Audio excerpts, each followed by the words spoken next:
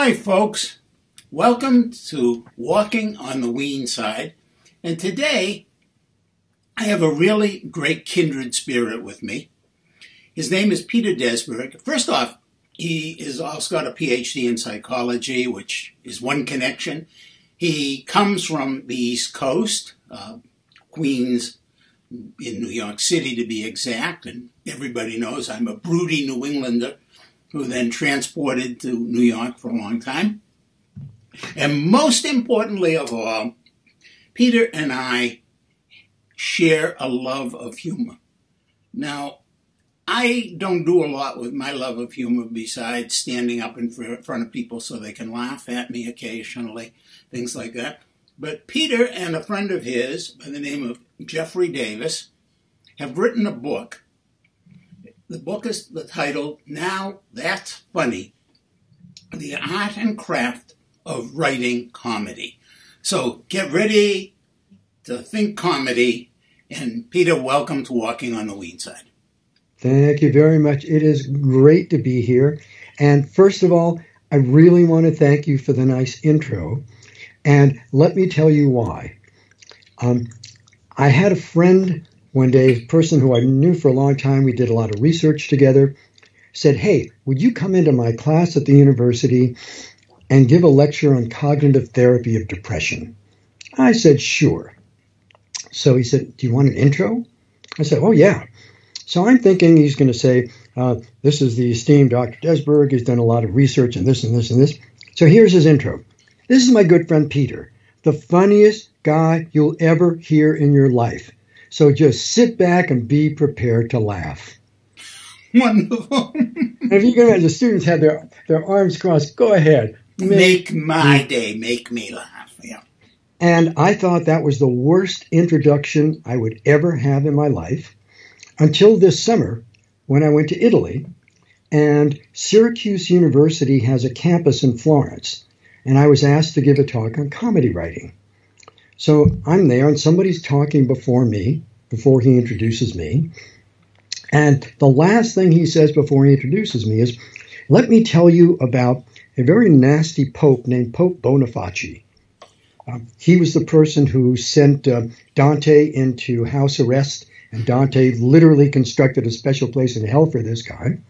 And if Pope Boniface didn't like you, what he would do is have somebody lift you up 2 or 3 feet in the air against a wall at the Vatican and have your tongue nailed to the wall and hang there till you died.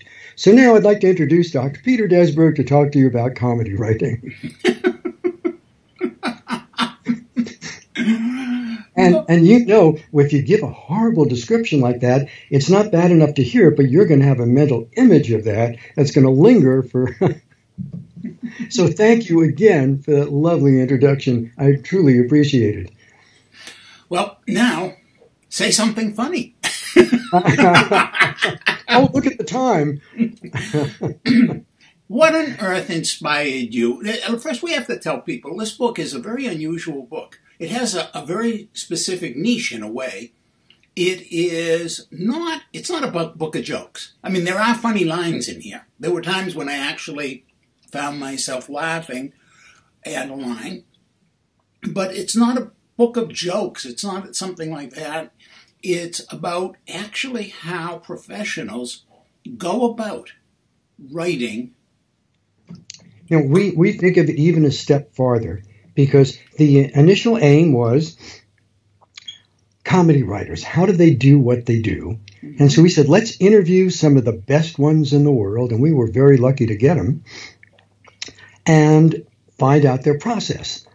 And one problem with an interview format is if you say to somebody, what's your process? You don't know if they really understand what they actually do, if they romanticize it, if they tell you the way they wish they wrote or hope they wrote. And there's a great phrase, the highest form of fiction is the autobiography. Mm-hmm. Mm-hmm. So we came up with the idea of writing a generic comedy premise, handing it to each of these people and say, develop it for us. We'll watch how you work. And I mean, literally the picture I got was I'm asking somebody to be creative. I'm walking up to their ear. I close one eye, peer in the ear, and I'm looking in their brain as they create stuff. And they, some of them better than others, some of them more focused than others, do share their approach to this premise. They were different from one another. Better is a word I wouldn't use because, one of the fears that I had, and I shared it with Jeffrey, it was an old I Love Lucy episode where Lucy and Ethel were estranged from one another. They're having an argument, and they're both invited to a fancy party, and they show up wearing the same dress. Mm-hmm. Bad now. In the 50s, that was ready for suicide. Right. And so I thought, what happens if they take our premise and they all come up with the same story? And everyone was vastly different. We're not talking half vast. We're talking totally different. It was amazing to us. And interestingly, every one of these writers, and these are consummate pros. I mean, we had, just to give you an example, we had an interview with Sherwood Schwartz, the fellow who created Gilligan's Island and the Brady Bunch. I mean, these people who are iconic. Peter Casey, who co-created Wings and Frasier. I mean, we have people that created these great shows or were showrunners as well as wonderful writers. Well, you used a term there, a technical term. I'm going to stop you, if I might, for just 1 second. Showrunner. What is a showrunner? Because people, that's the kind of stuff you learn in this book, folks. Oh, I'm so glad you did that. This is one of the few terms that actually is what it sounds like. In the old days, sitcoms, for instance, had head writers. The showrunner is the head writer. He is the guy that hires everybody who's in the writer's room. He basically is a combination of producer and head writer and script editor. He does it all. Today in Hollywood, when you're pitching a new show, the star that you come up with for the show is not as important as the showrunner that you have. It is the most important role you can have in Hollywood. It's an amazing. That was a very, very good question. So the thing that surprised me was we had these really experienced, really heavyweight writers, and almost every one of them at some point said to us, I'm kind of anxious doing this. Not that I'll be able to, but I get one shot at this, and then I'm going to be in there with my top-ranked peers, and comparisons will be inevitable. We're all going to read the book. and they were all great. It was unbelievable. But, the image that I have for this book, years ago, I was in Paris, and I went to the Picasso Museum. And I was a big Picasso fan. And I had this fantasy of what would it have been like to sit on a bench next to Picasso and watch him create these things. Well, if you take it a step farther and imagine if you could have gone into his studio and created a still life and then say, do that for me the way you would do it. And then I go and take that same still life and go to Cézanne's studio and Matisse and Renoir and Degas and Manet. And have them all paint their version of that arrangement. And that's what we did in this book, which is what has me so excited about it. And I was wondering if any of them went on to steal the premise. Well, funny you should ask. You're 2 for 2 on good questions. One of the things we said to them was, anything you come up with while you're doing this is yours.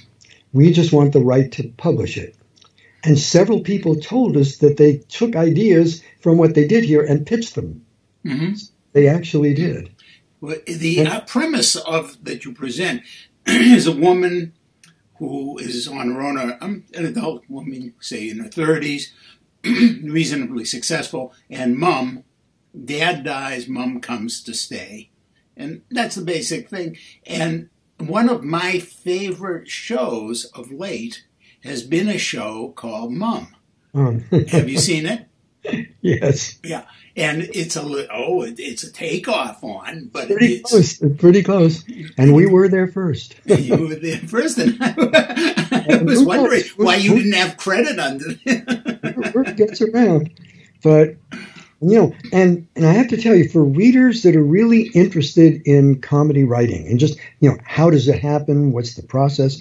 One of the things that they would love about this book is a lot of the writers didn't just develop the premise, but they narrated as they wrote.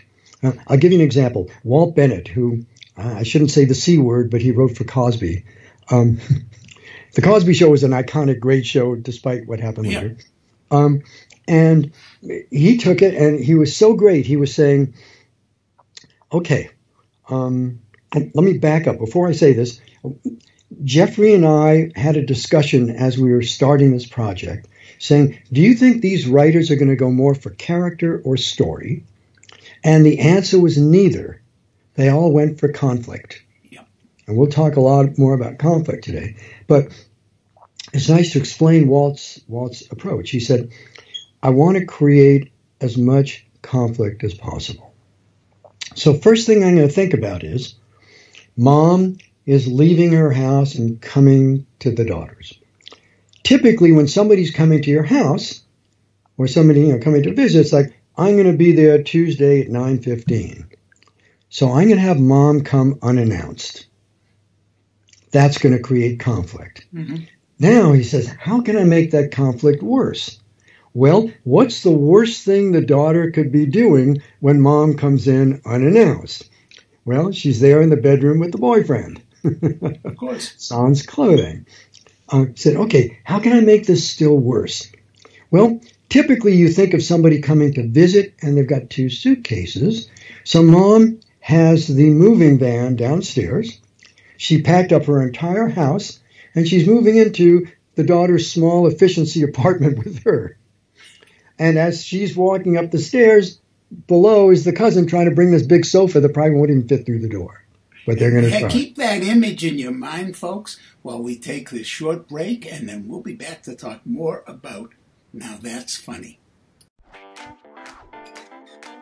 So Richard Wiseman of the University of Hertfordshire set up a website called Laugh Lab to try to find the funniest joke in the world.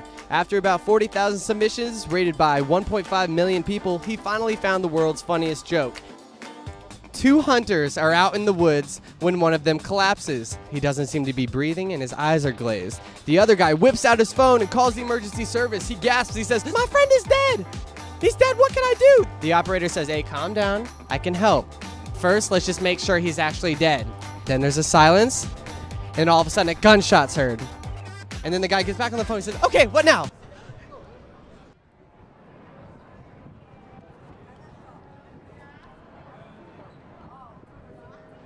Nothing? No. Come on, you know that's good. You know it's good. There's a smile. Oh, almost. Did you not hear the joke? I heard it. I'm going to read it one more time because I just don't think you guys get like really good humor, because this is like really good joke. It's proven. I'm going to do it one more time. You guys ready? 2 hunters out in the woods when one of them collapses. Oh no! Calls 911. My friend's dead. What can I do? The operator says, hey, calm down. First, you just got to make sure he's actually dead. And all of a sudden, a gunshot noise. The guy gets back on the phone and says, okay, now what? Wow. Maybe you just don't have a sense of humor? Oh, shit. You get it? Yeah, I definitely get it. Was that a tiny laugh? Yeah, that was a tiny laugh, bro. Oh, there's a laugh there. No. That's a laugh. That's a laugh. Oh my gosh. Oh, so much funny. I mean, I don't know. I think I heard some laughter. No, I was laughing at you. Close enough. So thank you guys so much for playing. Wow. I am the funniest person you've ever met. Wait. Look at more laughter. Wait a minute. Let's not get ahead of ourselves here. I mean, I made you laugh like on command. This joke is still the best joke ever. Bam, proven. Phone the guy says, okay, now what?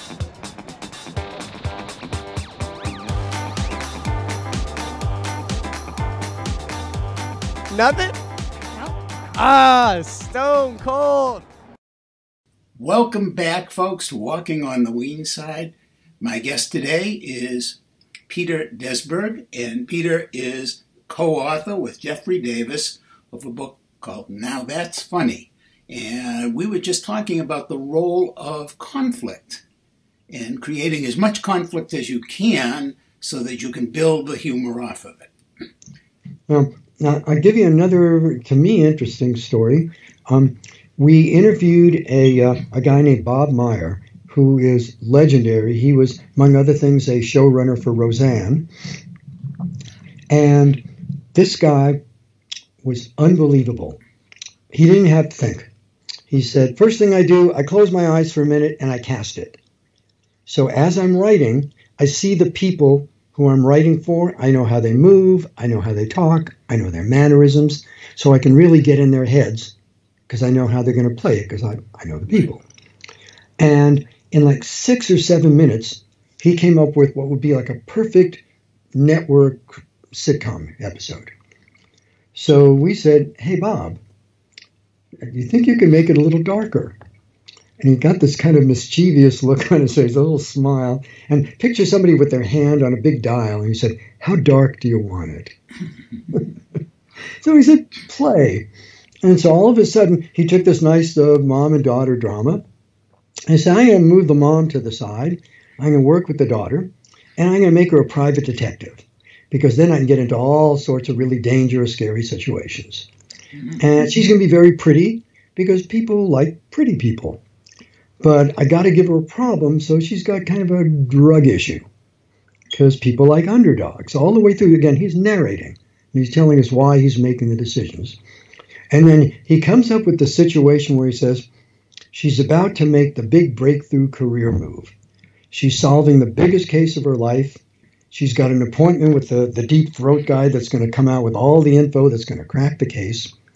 And I remember his words. He said, she's gonna go home and change, which means she's going to go and do some drugs before she goes. And the minute she opens the door, there's everybody she knows, and they're having an intervention for her drug issue. And literally after he said it, he laughed and said, I like that. I'm going to pitch this. But, another interesting thing about conflict, we interviewed Leonard Stern, who goes all the way back to the Honeymooners.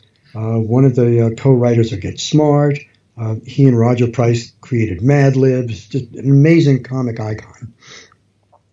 And he said, all my comedy is based on conflict, but never hostile conflict. All my conflicts come out of love. Because the characters have to stay together or else the show ends. Oh, yeah.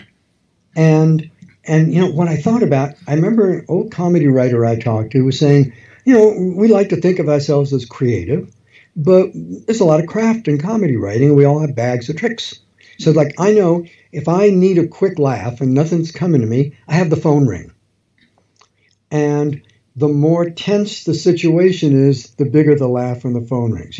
If I'm walking into the apartment with a bag of groceries and the phone rings, that's inconvenient. I'll get a laugh. If I've got 3 bags of groceries and things are falling out and the phone rings, it's a bigger laugh. And then, if I'm really stressed and the phone rings, who's the worst person to be there on the other end? Mom.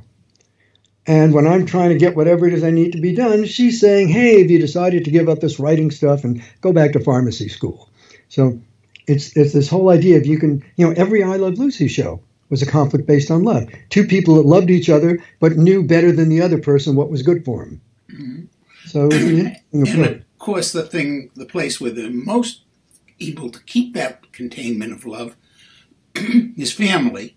But it could also be neighbors, as in the I Love Lucy show. And, of course, the Dick Van Dyke show with its wonderful method of keeping people together, where they're all working on a show writing comedy. But the whole idea of the workplace, any relationship, it's all relationships to make conflict. And it's an interesting thing because any good sitcom you watch, my favorite sitcom still to this day is Big Bang. I watch that show all the time. It is written so brilliantly because they've got a bunch of main characters that are so well dimensionalized that anytime you need a joke, there's a joke in there that comes right out of character. Because each character has built-in jokes. They have traits that you can make jokes on. Yeah. And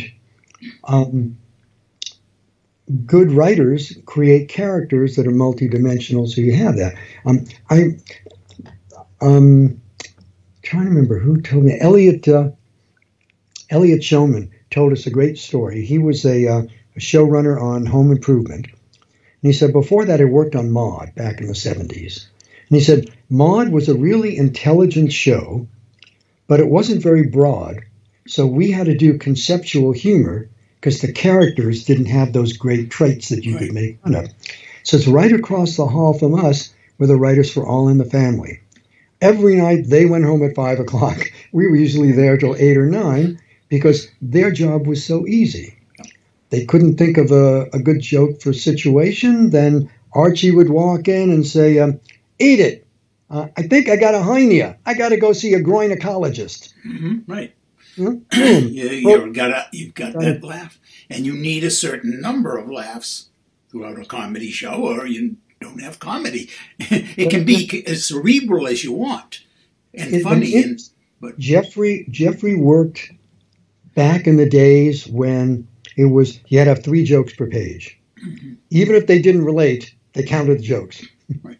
And in today's comedy world, you don't have to do that anymore, but the jokes have to meet 2 criteria, either drive the story or show character. They don't do that, throw the joke away. Right. And that's a tough thing sometimes when you come up with a great joke, but... Now what do I do with this joke? How's it going to work to move the story? You mentioned you had your all-time favorite sitcom is... Well, that's my current all-time favorite. Okay. Taxi was one of my favorites. Cheers was one of my favorites. I got a lot of favorites. And right now, my wife and I are preparing to go into mourning because we have been watching a comedy called Outnumbered. Are you familiar with Outnumbered? Mm-hmm. Okay. We have rationed it. We have held on to it, but we're getting to the last couple of shows, and we're ready to go into mourning over it because good comedy is so precious. But I have to tell you, I rewatch a lot of things because I'm just so interested in how they did what they did. We had a really interesting interview with Dan O'Shannon, who wrote for Cheers, wrote for Frasier, and wrote for Modern Family, and he was so great. All during his interview, he kept apologizing to us. He said, "I know this is a book about comedy, and I'm not coming up with any jokes here, but all I'm doing is I'm setting up all the conflicts, so I can see the jokes there. You may not be able to see them yet, but I know where all the payoffs are because I've set up the conflicts very carefully." You videoed all these interviews, and I think this is a good point to mention this. On Amazon, besides being able to buy this book, people can also buy a video that you and Jeffrey made that edits with an emphasis on conflict and the role of conflict. Yeah, we did one on developing characters in comedy writing using conflict. Mm-hmm. And it's just wonderful to see these folks talking, in their own voice. You see them, you get their personalities. And comedy writers are kind of an interesting breed. I'll give you sort of an example. Elliot Showman told us a story. He said, my father committed suicide. And sometime after that happened, I went back to New York. And I got my sister, and we took the cab ride that he took from his office to the bridge where he jumped. We're riding in the cab, and you can't imagine a heavier, deeper emotional moment. And as we're in that cab, I started thinking, my father was a German Jew and really cheap. I wonder how much he tipped the cab driver on the way to his own suicide. And it just shows you a different way of looking at the world. And while some of these people come across that they had been the class clown and the jokester, a lot of the emphasis was less on that than on this ability to just take this kind of quirky view of the world, to see it in some way that is different. I heard a great view. He said, I wasn't the class clown. I was the guy that whispered the lines into the class clown's ear. So he would say them and get in trouble, but I got to be the writer.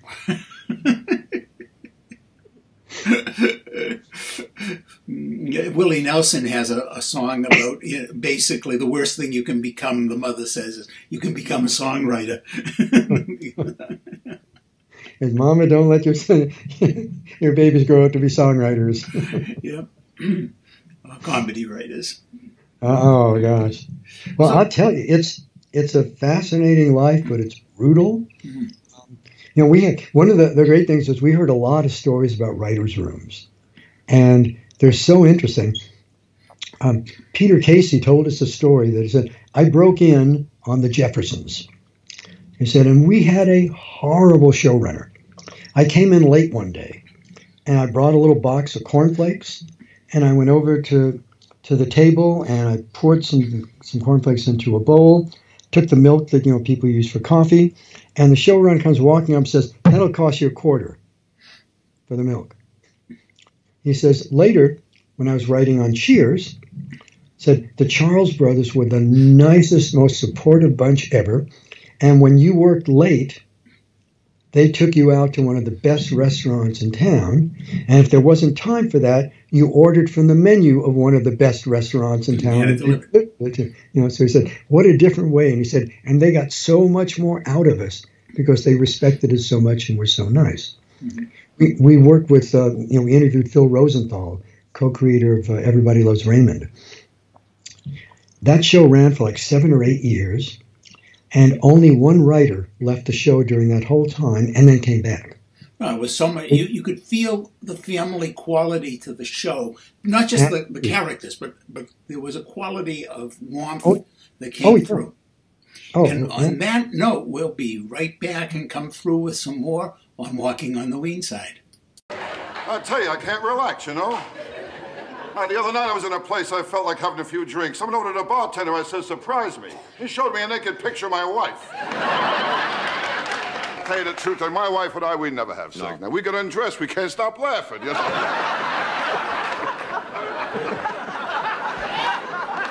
But I'll tell you one thing, when my wife does have sex, she screams. Ooh, especially when I walk in on her. Ooh.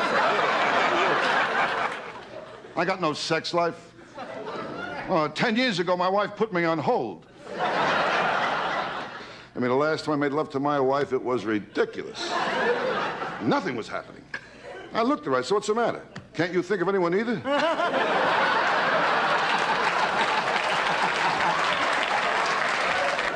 Now, you kidding? I know my wife cheats on me. Every time I come home, the parrot says, quick, out the window, My sex life is nothing. My wife cut me out to once a month. Cut me down to once a month. Oh, I'm lucky. 2 guys I know she cut out completely. I'll tell you one thing, when I have sex with my wife, it's like magic. As soon as I get in bed, she disappears. Oh, the other night, she met me at the front door wearing a see-through negligee. The only trouble is she was coming home. And smoking, that's another one. Try to stop smoking. That's a beauty, huh? Well, with cigarettes, my wife and I, we made a deal, my wife and I. We only smoke after sex. I got the same pack now since 1975. What bothers me is my wife. She's up to 3 packs a day.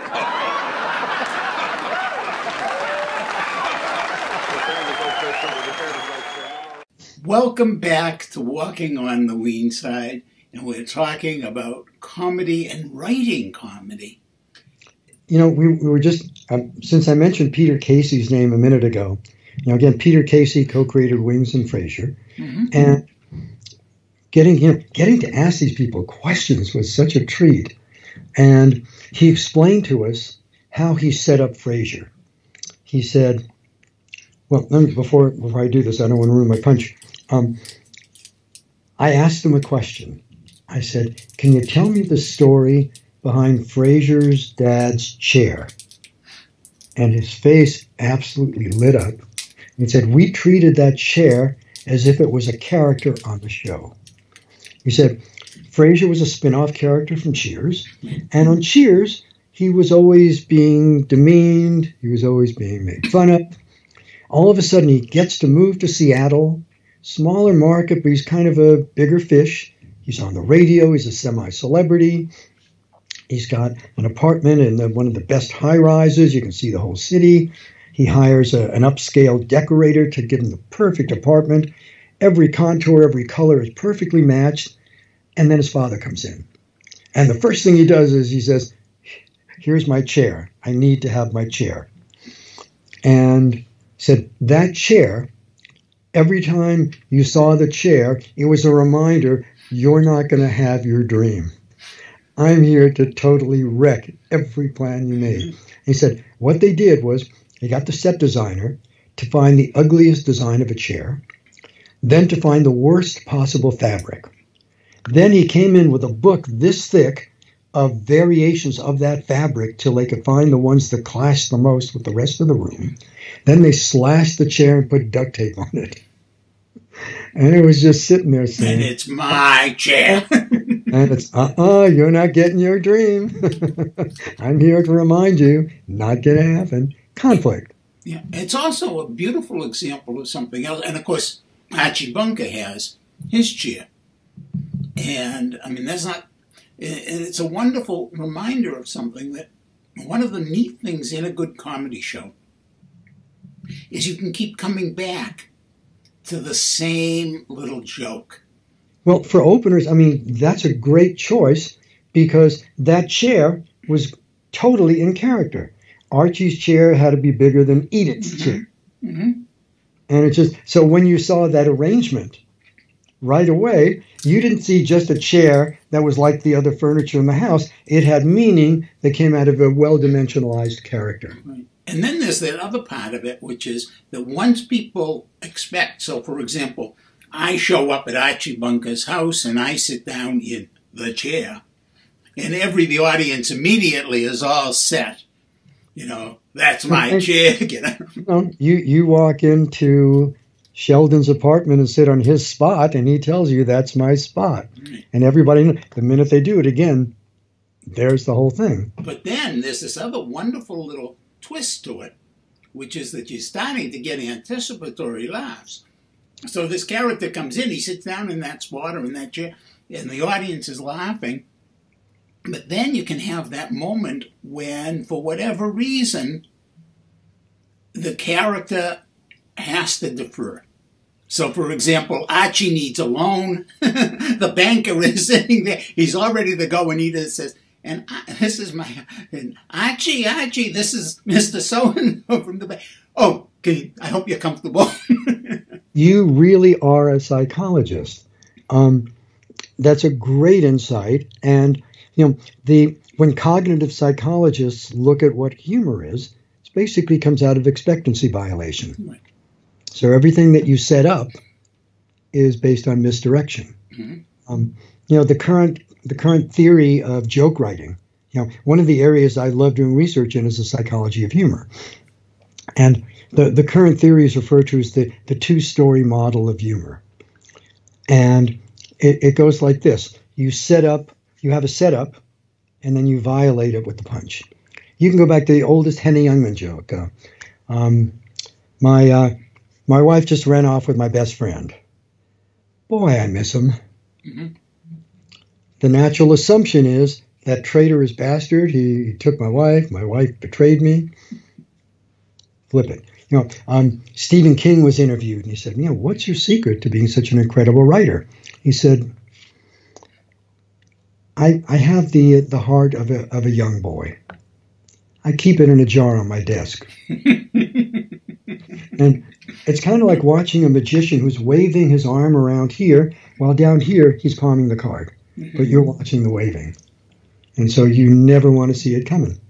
Right. And of course, if you can do that up in front of an audience, you make a lot of money. You can make a lot of money.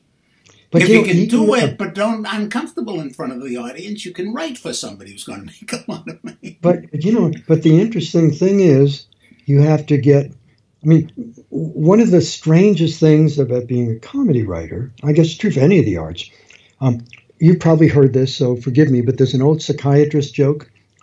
Two psychiatrists meet, and one says to the other, "You're fine, how am I?" That's kind of the position we're in, where, hey, I just came up with this joke. Do you think it's funny? We had a great story.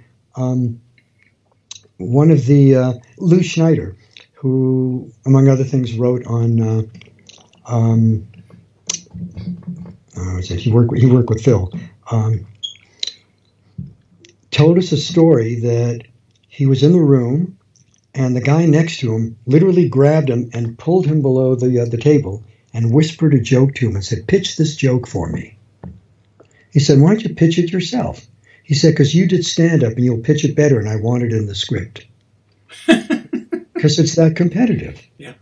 And we had David Breckman wrote for SNL, and he said, the writer's room in SNL is so intense. Because you think, well, it's an hour and a half show, you got so much. You got the opening monologue, you've got Weekend Update, you've got 2 musical numbers, and then half the cast has characters that they've written and do stuff for. So there's only a few new things on each show. And the pressure to get your stuff in there with all of these writers, really tough, and it's combative. Mm-hmm. Yeah, it is a dog-eat-cat world. Oh, yeah. And when you're dealing with, executives and producers, a great story. We interviewed a great comedy team, Cinco Paul and Ken Dario. And one of the films they wrote was Bubble Boy. And they told us a great story that they gave the script to a producer who said, "I love this, but by the end of the first act, can you lose the bubble?" So Ken whispered to Cinco, "Yeah, we'll call it Boy."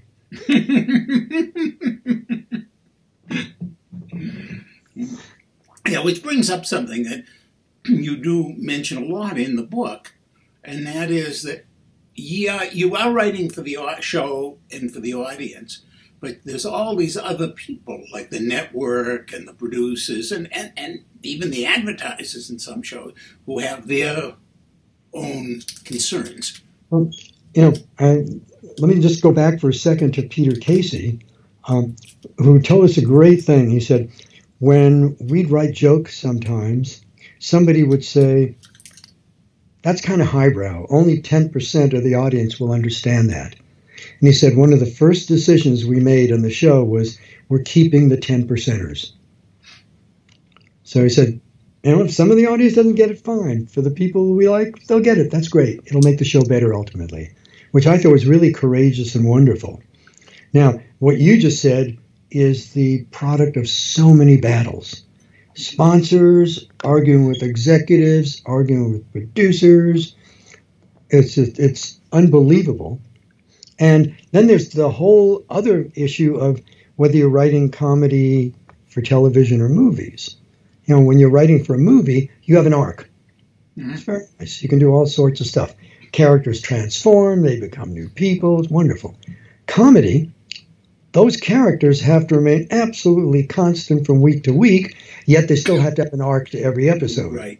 So what a challenge. You haven't seen your sitcom for a year. You still want to know that guy's still cheap, that guy is still a lecturer, that guy is still and yet there also still has to be some movement among them. Minuscule.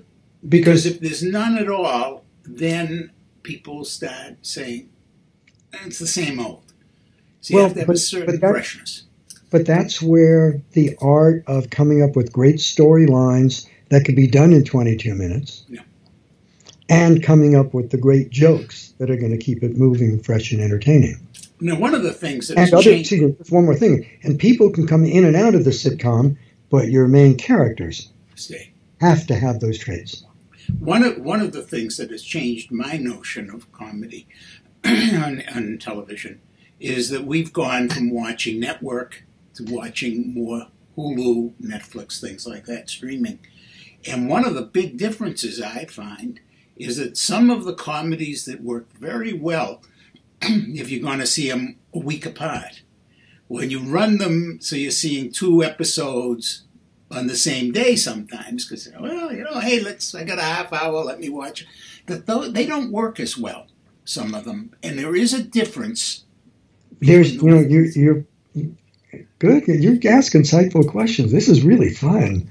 The biggest change in comedy is coming on cable now. And the reason is they're borrowing from the movies and they're making things become more episodic in the sense that they're more serialized now. If you didn't see what happened last week, this week won't make as much sense to you. Right. In traditional sitcoms, if they need that, they'll say, last week we saw, and they'll summarize for you. These just, hey, it's up to you to keep up. Right. And that's a very new trend that's happening now.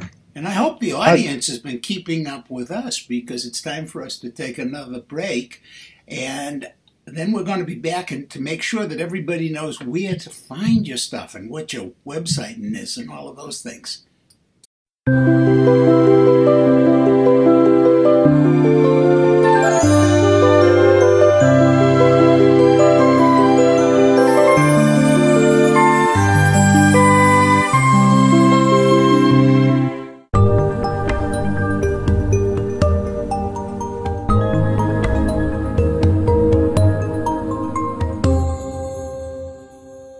Welcome back to Walking on the Weene Side.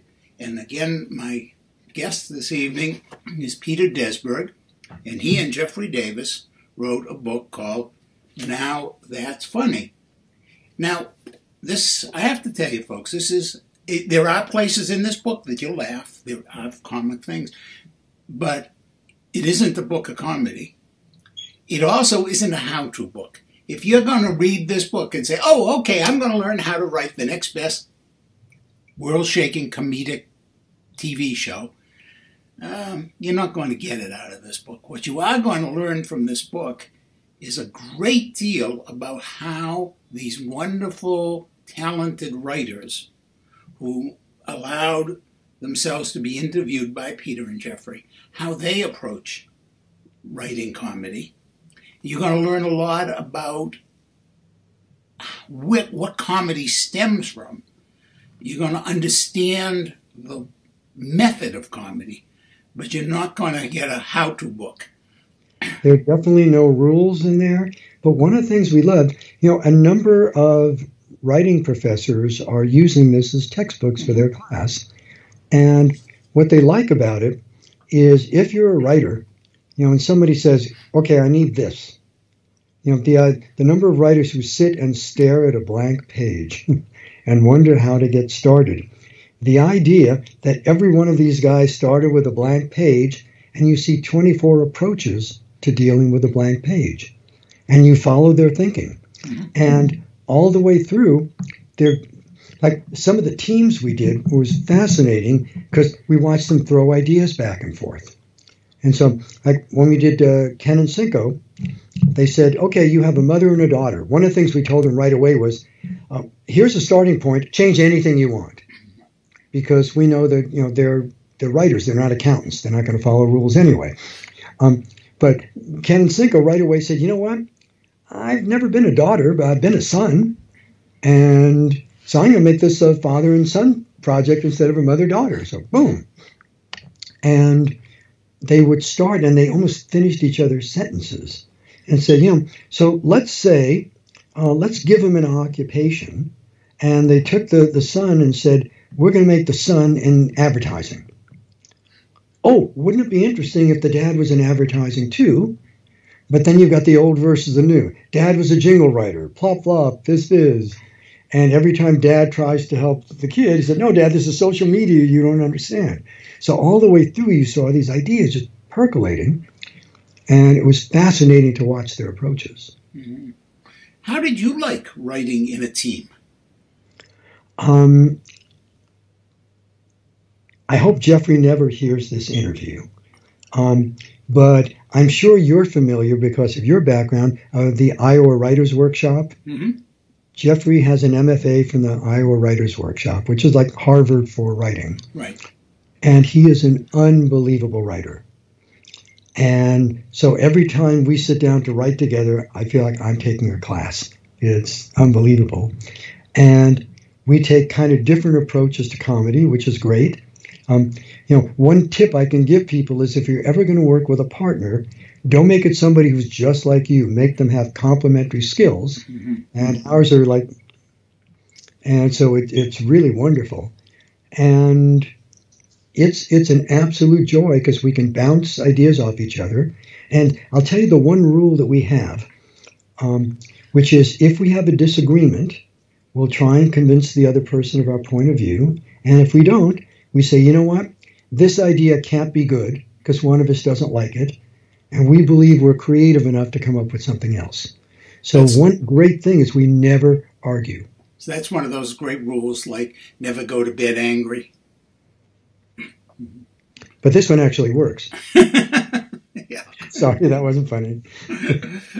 Okay, so now let me just mention a few of the shows here that these people have written for. Frasier, Home Improvement, Modern Family, Cheers, New High, Archie Bunker's Place, The Simpsons, Wings, Saturday Night Live, Monk, Everybody Loves Raymond. Whoa, Monk. Okay, gotta ask you, Monk. Please. Now, I have to tell you, we were really lucky because David Breckman wrote on Monk. Mm-hmm. But even better, on another project we're starting, we got to interview his older brother, Andy, who was the creator and showrunner for Monk. So we got to not only have a Monk writer, but we got to another time interview the creator of the show. Now, did you do these interviews in one time? Yes. So you didn't get to see. I was just wondering if somebody who wrote Monk came in exactly the same shirt and pants every time. Well, since it was one interview, yes. Sure, he thought about changing in the middle of the interview, but no. People reacted well to your interviews. It was all but one person, absolutely. And that one person who didn't made for one of the best interviews ever. And even at the end, he came back and explained why he did what he did. Mm-hmm. So it was, yes, the people couldn't have been any nicer, friendlier, happier to do it. And it was good. And what Jeffrey and I worked really hard to do is to create the feel during the interview like we were in a writer's room. So we interacted with them. We'd ask them questions in the middle of doing the premise. Sometimes we'd make suggestions. Sometimes we'd laugh. Just it kept it very, very light and very. It wasn't like we were clinical and stood there watching. So, Well, I would imagine that these people, all of them, have done many, many interviews and given many, many opportunities to the press where they have trotted out their can of horses, of horse meat, and blah blah blah blah blah blah. You get a real interaction going with them. They all pointed that out to us. They said, "We ain't never done nothing like this," mm-hmm. and within like 5 minutes they said, "This is what we do. I know how to do this." Yeah. Once they overcame the initial shock of what they were doing, it was unbelievable to watch the flow. They were so good, and sometimes they would just they voice an idea out loud and say, "You know what? Actually, that gives me a different idea. I'm going to go this way." It was just the fluidity of watching these guys. Mm-hmm. And the places, I mean, you will be stunned as a reader to see how they could take one idea and go to so many vastly different places. And one of the nice stories that we were told was Hank Nelkin, wrote Saving Silverman, lots of wonderful stuff, told us, he said, I got to tell you, this is not new for me. Quite often, a producer will call in like 6 or 7 writers, one at a time, say, here's our property, what would you do with it? Mm-hmm. And he said, and you know what? I've always been curious. I would have killed to hide in the closet and hear what the other guy said. And now I can't wait to read the book to see what the other guy said. Great. And if you can't wait to read this book, folks, okay, go on Amazon, and it's called Now That's Funny, The Art and Craft of Writing Comedy. It's by our guest today, Peter Desberg, and his co-writer is Jeffrey Davis. and it's a really interesting and informative read. Now, where else can people find out about the book and about you? Here's something I think is hysterical. Surprisingly, the website URL is nowthat'sfunny.lol. I had no idea, .com was taken, but LOL was a choice. How lucky can you get? The cosmos was smiling down on us. So that is your website. And now that's funny.lol. Now, if you go on the website, one thing I can offer you right away is hearing a number of other interviews that I or Jeffrey have done. So if you have any trouble with insomnia, it's all open to you. They tell me that my voice has a very soporific effect. I've had students take books I've written. They say they get drowsy just carrying them under their arms. In addition, we have 4 or 5 videos of like 5-minute samples of these writers actually at work doing the interviews. You can actually see them. So, folks. And we have contact info. So if you want to send me an email telling me how angry you were that you wasted a half hour listening to me here's your venue. And folks, again, that website is nowthat'sfunny.lol. And that does, in fact, stand for Laugh Out Loud. And I think you're going to find some stuff in this book to laugh out loud at, and you're also going to find a lot of stuff to think about. And if you're at all interested in being a writer, not just comedy, I'm going to say if you're thinking about writing for television or writing movies, and you want a sense of how the process works, this is one of those books that's worth reading. And when you finish it, you're not going to have a formula, but you will have insight. And I tell you, I'll take insight over some formula any day, especially since those formulas never work, right? It's art. It's art. It's funny that we had an argument, a friendly argument with our publisher on the subtitle. He wanted to make it the art and science of comedy writing. And I said, it ain't no science. There's a lot of craft, no science. And Jeffrey is the chair of the screenwriting department at LMU, at Loyola Marymount University. And people keep saying, can you teach somebody to be a writer? I always get asked, can you teach somebody to be a stand-up? Can you teach somebody to be, a comedy writer? And what we always answer is, we can teach craft. We can't teach talent. That's, yes, a very good point there. Thanks for reminding me. I don't care how many times you read this book. If you ain't funny, you ain't funny.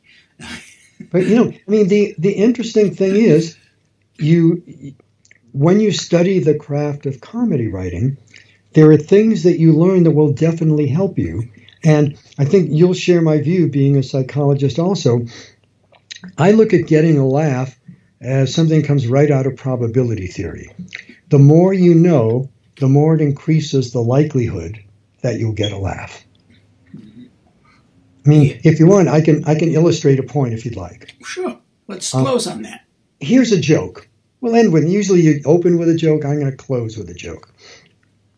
Man's dog dies, and he takes it to a local Protestant minister and says, can I bury my dog here on the church grounds? And he says, heathen, get away from here.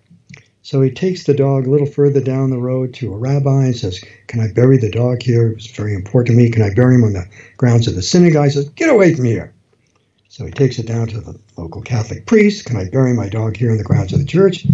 Blasphemer, get out. He says, gee, it's too bad because I was going to donate $50,000 to any house of worship that would let me bury the dog there. He said, oh, why didn't you tell me the dog was Catholic?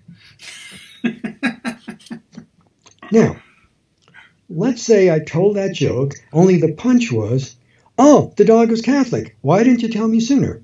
Same thing, right? Right. No. Totally different. The delivery is totally different. Let me explain. You got to end on the reveal, because the laugh comes on the word Catholic. What happens, this is in the trade, it's called stepping on your laughs. If I had said, oh, the dog was Catholic, why didn't you tell me so? You want to laugh at Catholic, but I'm still talking. You think, oh, he's heading up to something bigger and better. But there ain't nothing there. So there's a simple rule you can walk away with. And if you know that rule, that little piece of craft, when you're preparing a talk and you got a joke, you learned a valuable skill. Make the reveal come at the end. And we're going to reveal that this is the end of Walking on the Weene Side today. So they just came and eat left.